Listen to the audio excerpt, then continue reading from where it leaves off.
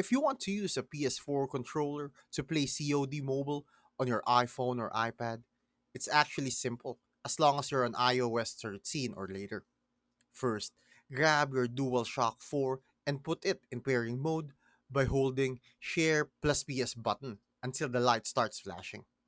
On your iPhone or iPad, go to Settings, Bluetooth, and you'll see DualShock 4 wireless controller appear. Tap it to connect. Once it's paired, open Call of Duty Mobile, go into Settings, Controller, and make sure controller support is enabled.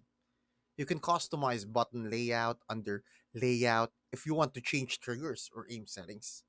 Keep in mind, some menus still require touch, but gameplay like movement, aiming, and shooting will fully work with the controller.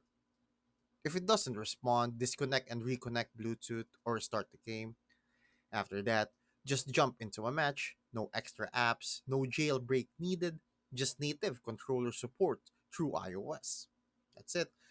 Thanks for watching. Make sure to subscribe for more useful content.